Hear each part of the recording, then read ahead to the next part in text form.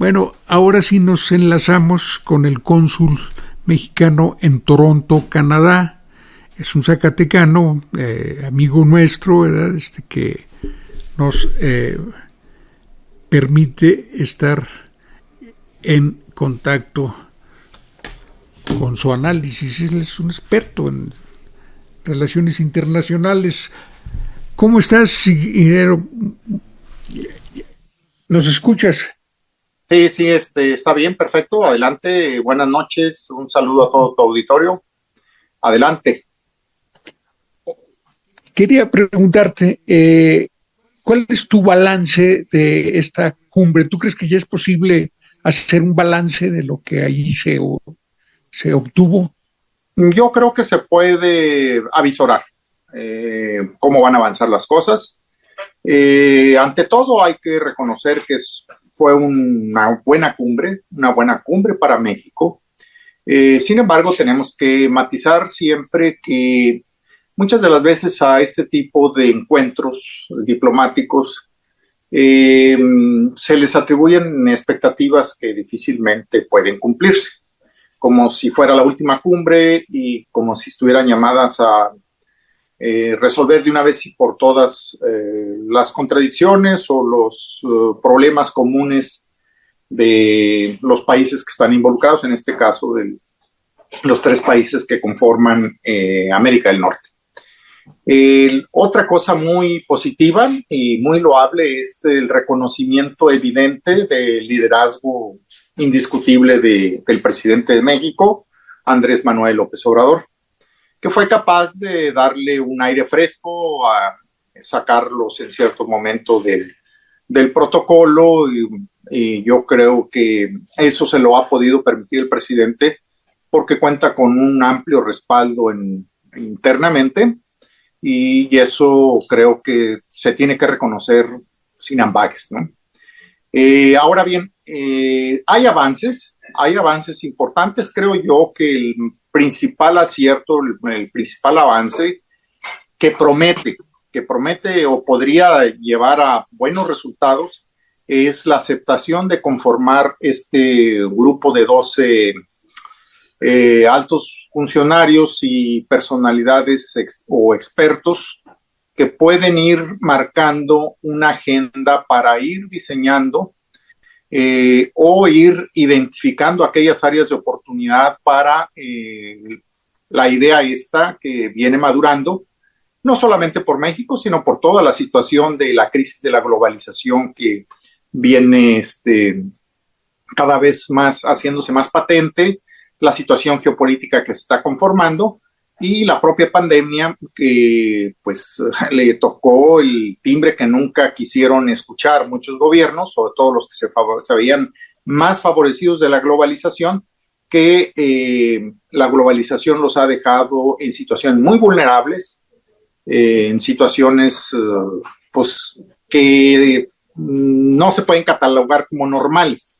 Entonces, la oportunidad de poder relocalizar industrias en América del Norte, se habla de aspirar a reemplazar el 25% de las importaciones provenientes de Asia, pues es un plan muy ambicioso. Obviamente ya hay algunos adelantos, el proyecto de Sonora, energético de Sonora, que de alguna manera nos toca un poco de las tecnologías de punta y muy sensibles, como es la industria de los microchips.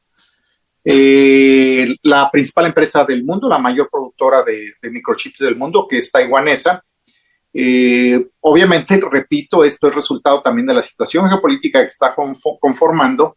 Los americanos llegaron a la conclusión de que no pueden darse el lujo de en una situación en la que eventualmente se llegara a una situación muy crítica con Taiwán y China, que pudiera ser invadida por China, pues ellos se quedarían sin suministro de chips. Y ahorita, pues, todo el avance tecnológico demanda muchísimo de este tipo de insumos tecnológicos, con el Internet de las cosas, que prácticamente ya todo es automatizado, una cafetera, un teléfono, los puertas de los autos, las televisiones, en fin, todo eso lleva, las altas tecnologías, los misiles, los aviones, etcétera. Entonces es una apuesta interesante que a nosotros nos va a favorecer. Sin embargo, y eso no es algo que les tengamos que reclamar a los americanos. Yo creo que nosotros no hemos todavía madurado en el sentido de que necesitamos ir abandonando el modelo de integración que venimos empujando desde la firma del Tratado Comercio con Estados Unidos y Canadá, en el sentido de que prácticamente nos llegan inversiones para aprovecharse de la mano de obra barata, que tienen poco multiplicador porque tienen muy poco componente de insumos locales. Entonces, de otra manera no se puede explicar los indicadores que nos comparte el propio presidente de que están llegando muchísimas inversiones, que tenemos inversiones en el sector automotriz que prácticamente nos convierten en uno de los, si no el mayor, prácticamente uno de los mayores fabricantes de automóviles. Sin embargo, cuando vemos la balanza comercial, vamos a darnos cuenta que es una simple operación. Exportamos autos, importamos autopartes. Entonces, nada más venimos a armar. Entonces, no hay un multiplicador.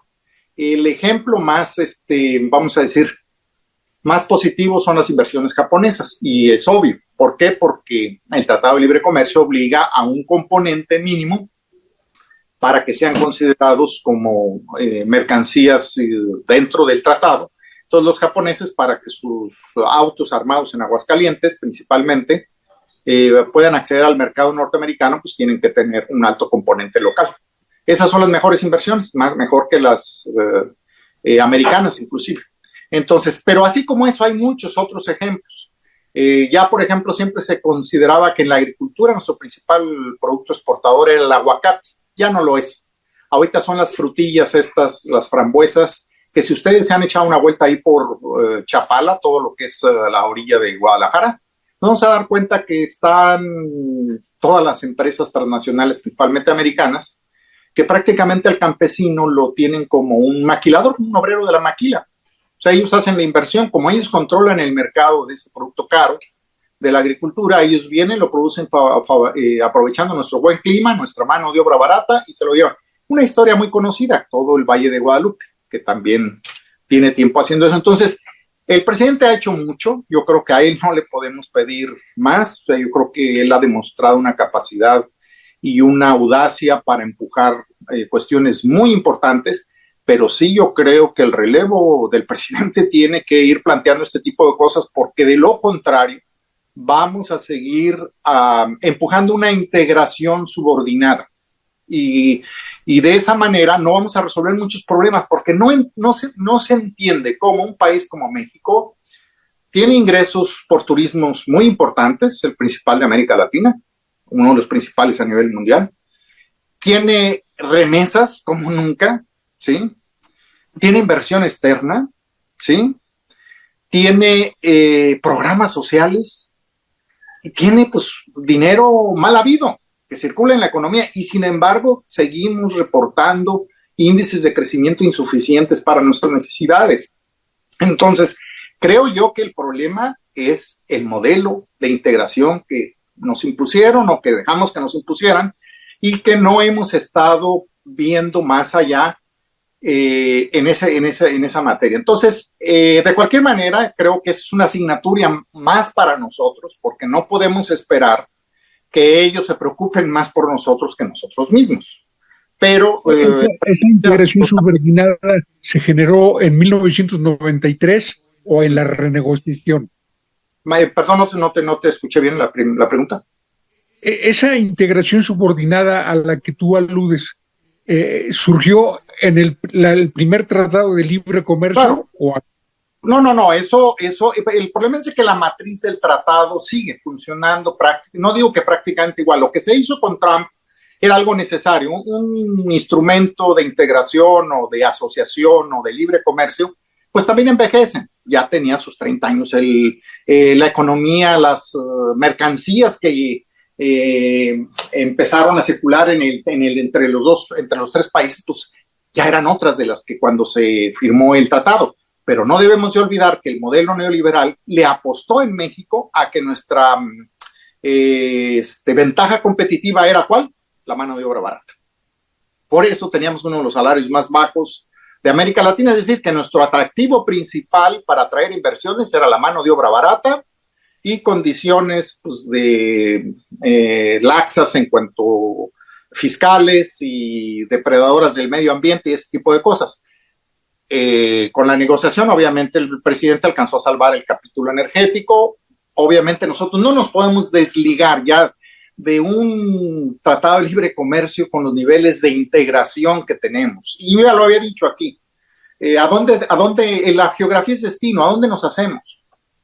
O sea, si yo les quiero contar una anécdota, me comentaba un embajador que ya falleció, que él participó en un encuentro del presidente Echeverría con el padre del milagro económico de Singapur, el que convirtió de un burdel a un puerto a uno de los países más exitosos en lo económico del siglo XX, y que después de que terminó de ser primer ministro por alrededor de 30 años, se convirtió en asesor de todo el acompañamiento de las reformas económicas en China. El señor Lee Kuan Yew, Echeverría le compartía la frase esa de muletilla prácticamente que se ha convertido, que se le atribuye a Porfirio Díaz, de que pobre de México, tan lejos de Dios y tan cerca de los Estados Unidos. ¿Y qué cree que le contestó el primer ministro en ese tiempo, Lee Kuan Yew? Dice, yo quedaría por tener 1 kilómetro de frontera con Estados Unidos. ¿Por qué? Porque en el tiempo que se firmó el Tratado de Libre Comercio, por ejemplo, nada más por el puerto que es un estado-ciudad de Singapur, circulaban más contenedores de mercancías que en todo México. Imagínese usted. Y yo le voy a contar una cosa que es reciente, para que se dé una cosa de las cuestiones que tenemos que resolver nosotros también. Hace poco promovimos una visita del Valle de Guadalupe para promover los vinos mexicanos a Canadá. Entonces identificamos un empresario que se interesó, fue al Valle de Guadalupe, negoció con varios casas productoras de vinos, y el problema, ¿sabe dónde tronó? O no tronó, pero se ha dificultado mucho. Usted ve California, Ensenada, es un puerto. Ve Vancouver, es un puerto en el Pacífico, no hay que ir ni al canal de Panamá ni nada por el estilo. Bueno, no encontraron una sola empresa de logística que aceptara los envíos consolidados. ¿A qué me refiero? Tú para iniciar una exportación no puedes empezar por enviar un contenedor, sobre todo de mercancías caras, es muy arriesgado. Todavía tienes que ir penetrando el mercado o hacer que te acepten tu producto. Entonces, normalmente empiezas por lo que ellos llaman un pallet, unas cuantas cajas, ¿no?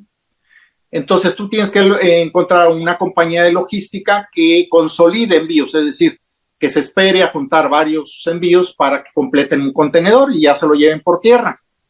Pues bueno, no hay de Ensenada a Vancouver, que nada más hay que atravesar pues, Estados Unidos. Y por contenedor completo salía más caro, porque esta compañía importa vinos de Grecia, y el pago de transporte de Ensenada a Vancouver que de Grecia a Vancouver. ¿Cómo está eso? Entonces, cualquier compañía pequeña o pequeño productor que quiera acceder a estos mercados nunca lo va a poder hacer. Necesitas muchísimo dinero. Entonces, ¿cómo resolvió el señor su primer envío? Y vean nomás, un país del primer mundo que es Estados Unidos, el que tenemos la frontera supuestamente de lo que es donde tenemos el mayor desarrollo, este señor para poder hacer llegar su primer cargamento a Vancouver tuvo que mandarlo a Monterrey, de Ensenada a Monterrey, de Monterrey a Nuevo Laredo y de Nuevo Laredo a Vancouver. Hay algo que nos dice pues que tenemos que trabajar mucho en la logística. Y esos son los problemas que nunca obviaron los chinos. O sea, con todo y lo atrasado que estaban cuando iniciaron las reformas económicas a finales de los 70s, ellos cuidaban mucho el problema de la infraestructura y de la logística. Por eso le compartía lo del tema de la basura la vez pasada, de que tenían tanta capacidad de enviar barcos y contenedores que se iban vacíos ¿cómo se llama?, de Estados Unidos de regreso a China, ¿no? Entonces, eso también tiene que ver con la propuesta del presidente. Me parece muy importante que el presidente meta asuntos de nuestra agenda, aunque no sean aceptados. Hay que ir trabajando, son cuestiones que no se aceptan en un día. Las cumbres no se acuerdan cosas por simpatía ni por amigos. Los presidentes pues, son representantes de países con intereses muy claros y muy definidos y muchas de las veces contradictorios, ¿verdad?, que se satisfacen a costa de los intereses de otros. Entonces, adelantar la propuesta de la integración o o que los americanos volteen más hacia América completo, pues es loable también, pero también no podemos ser ingenuos. Se iban a aceptar en la primera vez y por otro lado, pues la señal fue muy clara de parte de Biden, ¿sí? Ellos van a continuar con la idea y con el filtro y con la varita de medir de que solamente las democracias que nosotros juzguemos como tales. Es decir, vamos a volver a excluir. Y nuevamente, para reafirmar lo del liderazgo del presidente Andrés Manuel López Obrador, pues mucha gente creyó que de alguna manera le iban a cobrar su inasistencia o su desaire a la cumbre pues que era de las Américas, en Los Ángeles, donde se supone que era para plantear ese tipo de temas, ¿no? Pues en cierta medida, pues esa propuesta del presidente venía a destiempo o no en el foro correcto, vamos a decirlo así. Bueno, entonces, desde esa perspectiva, bueno, pues hay avances, pero te digo, hay muchas asignaturas que más que planteárselo a la contraparte son asignaturas nuestras, que tenemos que abordarlas. Que ya este sexenio no va a dar para eso, pero que se tienen que plantear ya en la profundización de las transformaciones que se ha planteado este proyecto, ¿no? Hay cosas que no me gustan, como por ejemplo el tema migratorio. El tema migratorio que nos obliga o nos vamos a decir que no nos impone, pues aceptamos que nos van a poner 30,000 migrantes en nuestro territorio. ¿Qué vamos a hacer con ellos?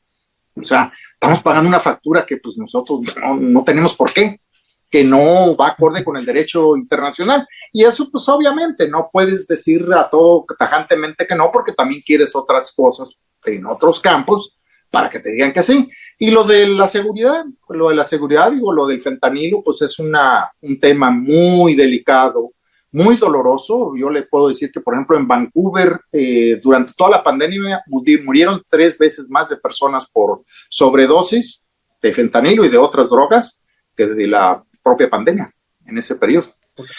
Pero el problema es de que se sigue planteando como que el que debe de hacer la mayor parte de las cosas y el trabajo más duro son nuestros países, y sin embargo nunca veo yo que en estas cumbres la parte americana, que son los que están llamados a activar la demanda de estos drogas, pues informen a la contraparte: oye, nosotros ya detuvimos o congelamos tantos recursos de la mafia que la distribuye en su territorio. Porque una cosa es que alguna mafia mexicana la lleve al territorio de Estados Unidos o ellos mismos tengan sus cadenas de distribución allá, pero pues eso ya es un asunto de policía y de seguridad de ellos. ¿Qué nos dicen ellos a nosotros? ¿Cuántas cuentas han congelado? ¿Cuántas personas han detenido con eso? ¿Cuántos productos de estos drogas? Es decir, en ese tema no sigo sintiendo que no tenemos un diálogo horizontal. Siguen todavía un poco más, vamos a decir, más suaves, pero todavía sigue siendo de arriba para abajo, ¿sí? Pero bueno, hay que seguir planteando y hay que seguir insistiendo. Hoy, para culminar esta conversación, esperamos estar pronto nuevamente. Hay algo que me inquieta. En Zacatecas nos está yendo muy mal como pobladores con las mineras canadienses. ¿Qué hacer? ¿Cómo meter los intereses de los ejidatarios, de los trabajadores, de los pobladores que se han encontrado con que estos son un enclave en la economía? no Así es. comparten desarrollo. Así es. Mira, y Canadá pues, se presenta en el mundo como un país, vamos a decir, progresista, que tienen sus empresas de, ¿cómo le llaman? De sociales, mira, en parte pues es una cuestión básicamente heredada, que es difícil ya una vez que ellos tienen sus inversiones caminando y todo eso, que tienen las concesiones por 50 o por tantos años, entonces es muy difícil hacer cambios una vez que ya diste esa concesión, ¿entiendes? Por eso vienen todas las demandas y por eso vienen todos los reclamos que traía el propio primer ministro de Justin Trudeau.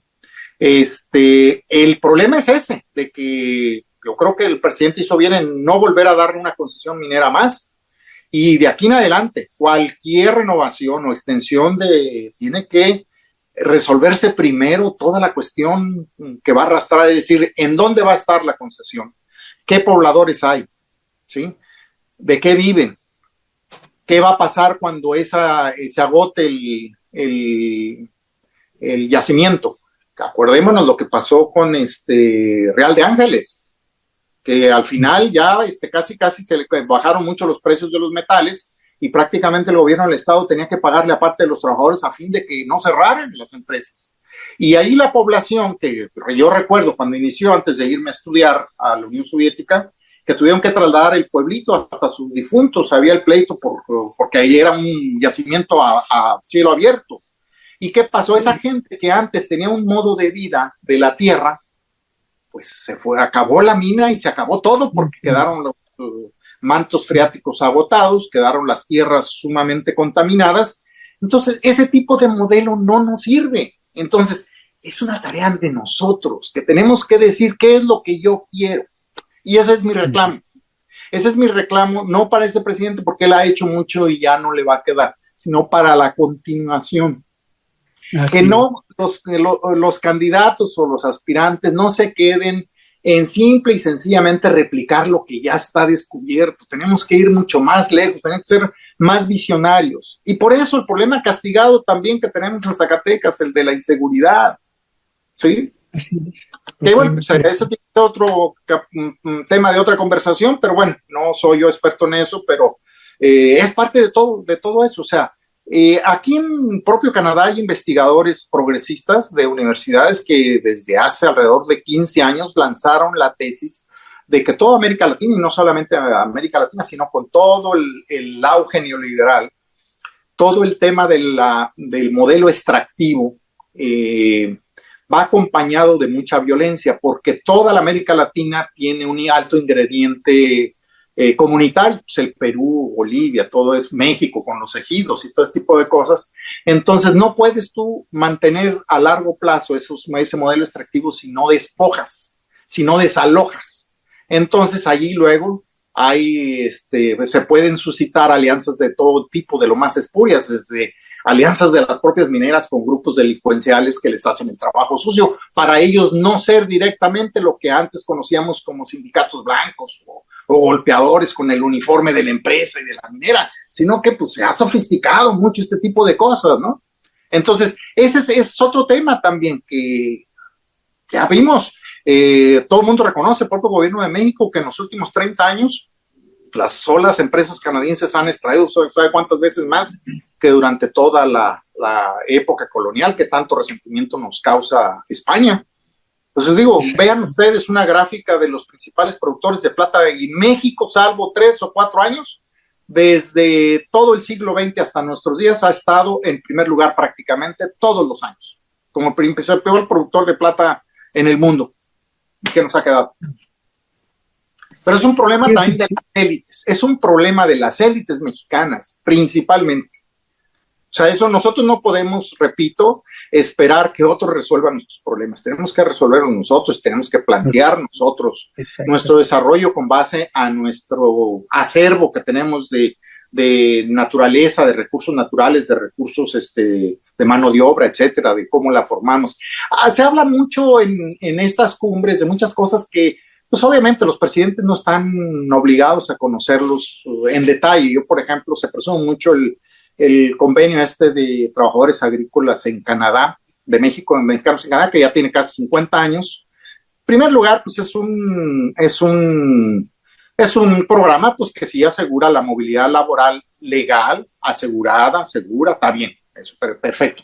Sin embargo, México, en todos estos años, y yo ya se los he planteado una y otra vez desde que yo llegué a Canadá, que es desde el sexenio pasado, nosotros podríamos usar ese programa para, por ejemplo, no quedarnos como un país simple y sencillamente exportador de mano de obra, sino identificar a trabajadores que hacen labores del campo y tienen tierra en México, a que vengan a las granjas de Canadá a conocer todo el proceso de producción de algún producto para que después esos trabajadores, una vez que ya dominan todo el proceso, ayudarlos a que ellos generen su propia empresa en México. Esa sería una política migratoria de Estado. Nadie ha planteado esa situación. Si que importaran la experiencia. 1,000 trabajadores, vamos a decir, no serían todos. Por ejemplo, las frutillas esas que yo le decía. O sea, obviamente hay un tema muy delicado ahí de ese tipo de frutillas. Nuestra sociedad no es muy consumidora de esas. Sin embargo, entonces tienes que ir promoviendo un mercado interno porque exportarlas es muy difícil porque está controlado por estas grandes transnacionales. Pero, por ejemplo, para ser autosuficientes en alimentos, el champiñón. Vienen muchos trabajadores al cultivo del champiñón. Lo aprenden en 2 años, todo el procedimiento. Y no se necesita gran inversión para eso. Y nosotros lo importamos prácticamente todo el champiñón. Digo, no es parte de nuestra dieta, pero pues, es parte de la cultura que tenemos que ir haciendo para hacerla más diversa nuestra dieta, para que no haya hambre en la gente. Y así como eso, la propia marihuana, o sea, y ya están viniendo trabajadores a los grandes invernaderos de marihuana, y bueno, nosotros nos estamos quedando, o sea, las empresas están tocando la puerta para venir a México a invertir en ese terreno, pero nuevamente, para usar nada más nuestro clima, nuestro suelo y nuestros trabajadores y ellos quedarse con la mayor tajada. Nada de investigación, nada de... Y así el tema de movilidad académica y estudiantes, hay mucho que reclamar, porque no hay intercambio. Somos socios estratégicos, pero no hay intercambio de estudiantes. Aquí vienen alrededor de 15,000 estudiantes al año, pero todos pagando, ya sea por CONACYT. Te quiero proponer una próxima conversación. Bueno, hay muchos temas que estar desarrollando. Una sobre la relación entre la violencia y el extractivismo a partir de esa no soy visión. experto, yo de pasadita te he mencionado que son tesis de investigadores mismos de aquí de Canadá. Perfecto. Pues para que nos familiarices con esas tesis. Es muy interesante porque aquí en Zacatecas como que hay experiencias en ese sentido, y también, desde luego, de esas posibilidades que la migración ofrece para potenciar el desarrollo y el desarrollo de Zacatecas. Tú conoces Zacatecas, tú conoces esas posibilidades. Nos ponemos de acuerdo para una próxima participación. ¿Te parece? Estimado Luis, pues obviamente digo, pues cada tema me lleva a digresiones que luego pues se hace necesario también profundizarlos por lo limitado del tiempo, pero con mucho gusto estamos a la orden. Digo, algunos temas luego a veces pues es medio poco correcto que luego los aborde de esa manera tan críticas, ahí estando yo de representante, pero bueno, estamos en un país libre. Ya bueno. Ya bueno. Pues no, yo creo que eso es lo que hace tan atractivas las entrevistas. Pues muchas gracias y pronto nos encontramos. Perfecto, un abrazo y ahí estamos. Hasta pronto. Hasta pronto.